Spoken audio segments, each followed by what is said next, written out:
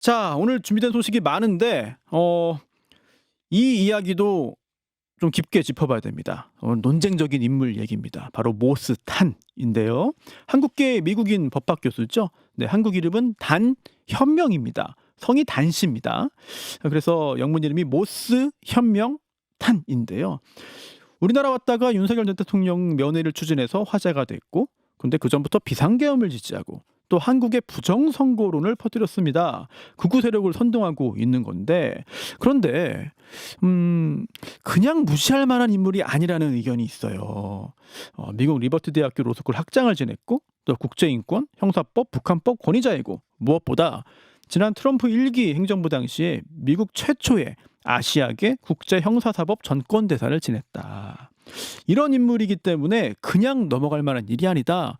잘 관심 있게 봐야 된다라는 그런 지적도 있습니다. 어떤 사람인지, 도대체 왜 한국 정치에 개입하는지, 실제로 영향력이 있는지, 혹시 배후에 누가 있는 건 아닌지 등등을 살펴보겠는데요. 오늘은 미국 현지의 시각에서 특별히 보겠습니다. 미국 뉴욕에서 현재 변호사로 활동하고 있는 박동규 변호사와 연결해서 이야기를 듣겠습니다. 박 변호사님, 안녕하세요. 네, 안녕하세요. 네, 초대해 주셔서 안녕하십니까. 감사합니다. 네, 미국 뉴욕주에서 변호사로 활동하고 계신 박동규 변호사와 함께 얘기하겠는데, 자, 모스탄 교수 도대체 어떤 사람입니까? 원래는 평범한 한인 동포 1.5세였죠. 알려진 대로 서울 홍대동에서 태어났고 5살 때 부모님 따라서 이민 온 평범한 그야말로 이민자 가정 출신입니다. 전직 변호사였고 법대 교수였고 북한 인권 문제 전문가로 활동한 경력이 전부였죠. 그러던 어느 날 한국 관련 미국 내 극우 진영의 데모라 불리는 요즘 많이 거론이 되고 있는 애니 첸에게 발탁이 됩니다. 그 후에 한미 보수주의 연합, 소위 CPEC 코리아 행사 네. 때마다 주 강사로 활동을 하게 되고 급기야 트럼프 1기 때 아시아계로 처음으로 국제형사 사법 전권 대사를 지내게 됐죠. 이렇게 미국 최초의 아시아계 국제형사사법 전권대사 지냈다. 굉장히 좀 그럴듯해 보이는 직함이에요. 그런데 이게 실제로 어떤 자리입니까? 정말 우리가 아는 그런 좁은 의미의 외교관인지, 아니면 그냥 명예직인지, 이런 것도 좀 궁금하거든요.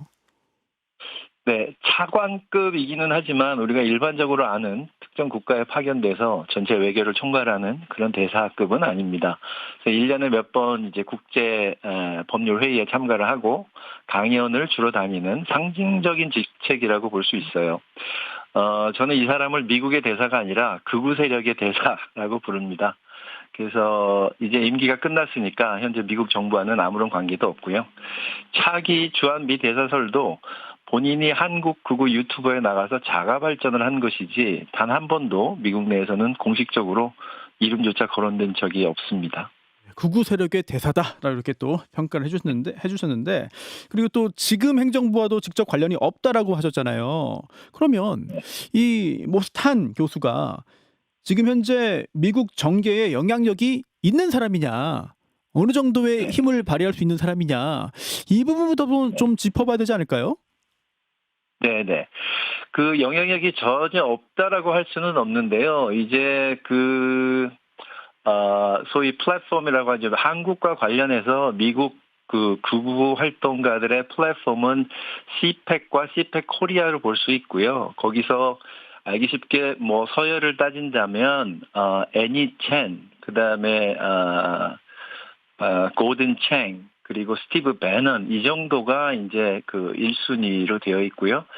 모스타는 그들과 함께 일하는 그 2순위의 활동가라고 볼 수 있습니다. 지금 말씀하신 그 스티브 배넌이 그 유명한 우리가 아는 그 스티브 배넌입니까? 예, 트럼프 1기의 킹메이커 스티브 배넌 맞습니다. 같이 뭘 하는군요. 네. 그리고 좀 전에 언급하신 게 CPEC 코리아 또는 뭐 K-CPEC, 이 보수 정치 행동 컨퍼런스잖아요. 그러면은 이런 단체, 이 활동을 좀 전에 언급하신 그런 인물들과 함께 모스탄이 하고 있다고 하셨는데, 이 단체가 어떤 곳인지를 좀 간단히 설명을 하고 넘어가야 될 것 같습니다. 네, 그렇습니다. 중요합니다. CPEC 코리아는 한마디로 CPEC의 하부 구조입니다. 그 CPEC은 알려져 있다시피 미국 최대의 보수주의자들의 연례 행사입니다. 결코 가볍게 볼 단체가 아니고요. 현재 미국 보수 진영을 대표하는 잘 아시죠? 미국을 위대하게 Make America Great Again 줄여서 마가 진영의 최대 후원자 조직이라고 보시면 됩니다. 금년에도 2월에 연례 대회가 있었고요. 한국 관련 핵심 이슈는 부정선거였습니다. 그리고 작년 총선이 부정선거였고 그 결과를 인정하지 못하겠다는 것이고 부정선거를 밝히기 위해서 윤석열 전 대통령이 쿠데타를 일으킬 수밖에 없었다. 그는 억울하다. 그를 구해야 한다. 그것이 핵심 메시지였습니다. 이 자리에 미국에서 아까 말씀드렸던 고든창, 모스탄, 그다음에 어제 그 발언으로 지금 구설수에 올라 있는 프레드 플라이츠, 아메리카 퍼스트 인스티튜트 지금 부회장으로 되어 있죠. 등이 주로 참석을 했고요. 한국에서는 이대의 최원목 교수, 박지원 변호사, 유현우 전 북한 대사대리, 그리고 서울대 트루스 포럼의 김은구 대표, 그리고 약 20여 명의 회원들도 참석을 했습니다. 이들은 리박스쿨과도 연계가 있고요.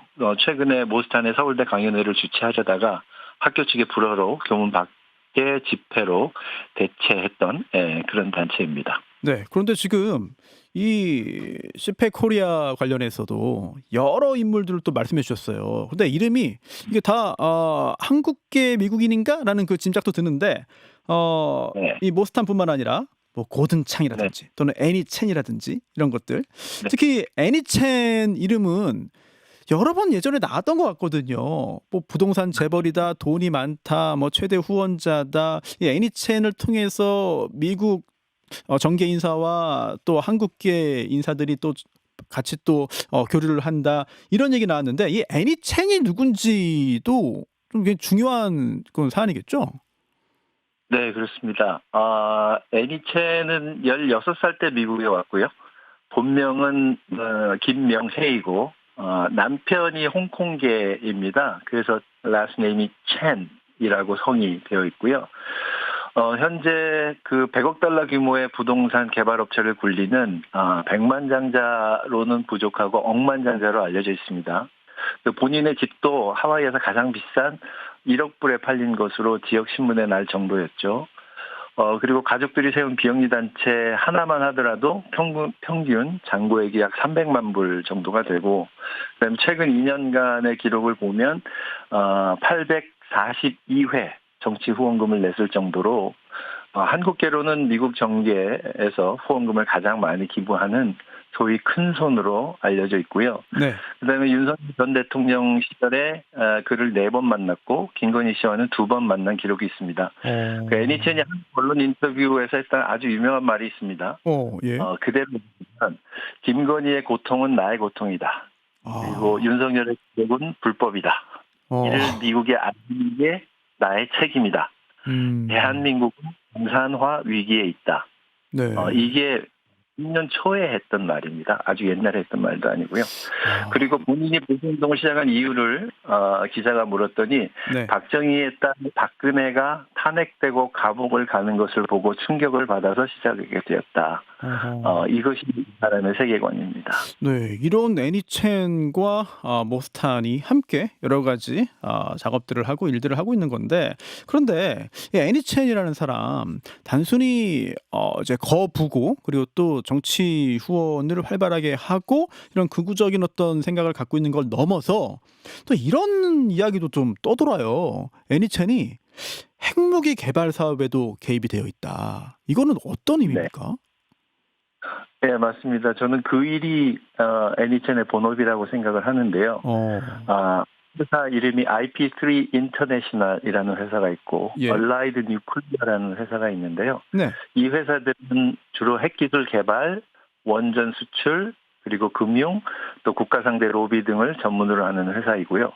애니첸은 한 군데에서는 경영전략 이사, 또 한 군데에서는 디렉터로 매우 핵심적인 고위 간부직을 맡고 있습니다. 이 회사들에 대해서는 2022년 3월에 그 미국의 유력 정치 전문지죠. 더 네이션지에 발표된 탐사 보도가 매우 깊게 내용을 다뤘는데요. 당시에는 주목을 받지 못하다가 최근에 이 기사가 다시 주목을 받기 시작했습니다. 이 미국의 중견 싱크탱크 중에 하나인 퀸시 연구소라고 있는데 네. 거기 선임 연구원인 엘리 클리프턴이라는 사람이 저자이고요. 기고문의 제목이 여러 가지를 시사합니다. 끝나지 않은 한국 전쟁을 계속하려는 알려지지 않은 과도정 재벌, 그리고 부재물, 한반도에서 돈으로 전쟁을 선동하는 자를 따라가면 모든 길은 호놀룰루로 통한다. 그래서 이 기사의 그 핵심 결론은 네. 하와이 호놀룰루를 거점으로 활동하는 애니 첸이 어떻게 극우 음모론, 가짜뉴스, 반중 반복 캠페인을 주도하고 있는지를 구체적으로 추적하고 특히 그 과정이 단순한 정치적 활동이 아니라 본인의 핵 에너지 기업 이익과 정교하게 맞물려 있다라고 하는 것이 이 기사의 결론입니다. 어허, 예. 여기 매우 흥미로운 내용 중에 하나는요. 네. 과거 기억하실 텐데 BTS 팬덤 아미가 네. 트럼프 대통령 집회를 온라인에서 방해했던 사건이 있었습니다. 그래서 이것을 이첸이 경로했고 이것을 북한 간첩과 중국 공산당 청년 조직이 벌인 일이다라고 하면서 그들의 미국 입국을 금지하라. 이런 주장을 했다는 내용도 이 기사에 포함이 되어 있습니다. 야, 이 애니첸, 모스탄, 고든창 등등 굉장히 좀 숨겨진 얘기가 굉장히 많은 거 아닌가라는 생각이 드는데 어쨌든 이런 애니첸과 함께 모스탄 교수가 정치 활동들을 하고 있는데 근데 중요한 거는 이 모스탄 교수가 한국과 미국의 극우 인사들을 극우 세력을 좀 연결하는 역할을 하고 있다. 이런 의혹도 지금 제기되고 있는 거잖아요. 네네. 네. 그래서 그래서 예. 제가 항상 하는 말이 한국과 관련한 미국 극우의 데모는 애니첸이고 네. 대부는 고든창이고 그리고 한국과 미국을 오가면서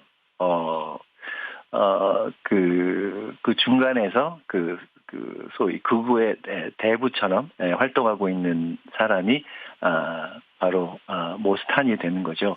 네. 이 고든창에 대해서도 우리가 신중하게 들여다볼 필요가 있는데요. 네. 고든창이 금년 2월 시팩 전체 대회에서 급부상한 사건이 하나 있습니다.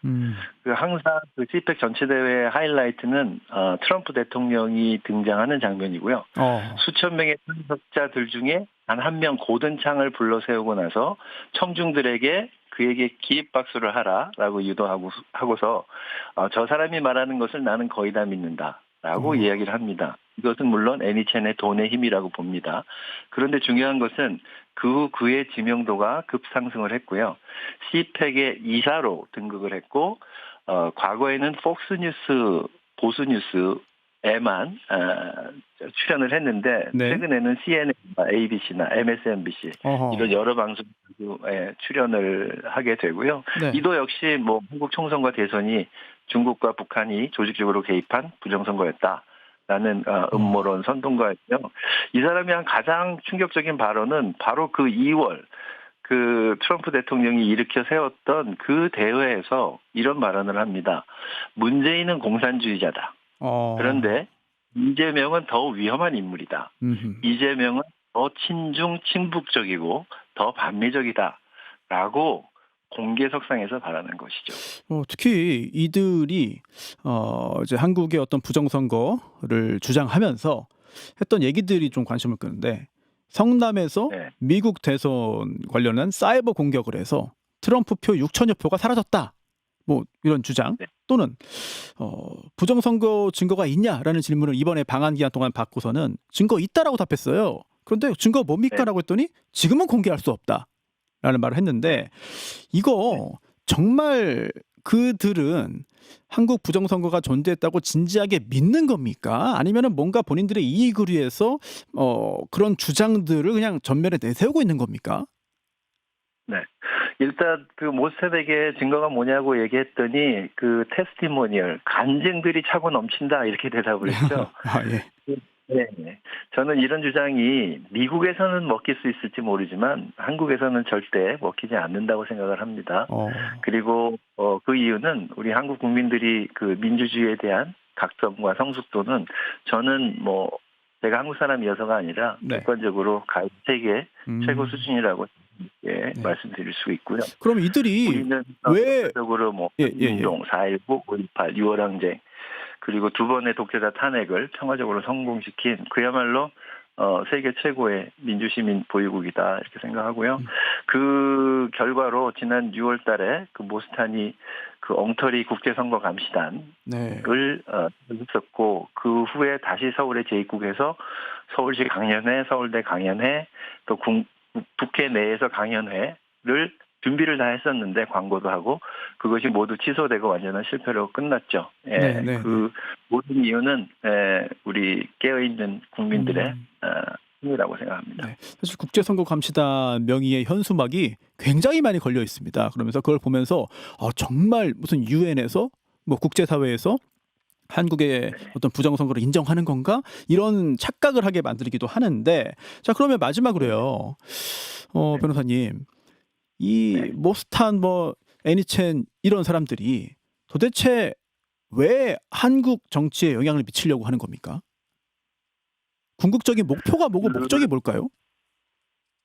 네, 저는 두 가지라고 생각이 됩니다. 한 가지는 정치적 이념적인 이유, 그다음에 두 번째는 경제적인 이유라고 생각이 됩니다. 네. 그래서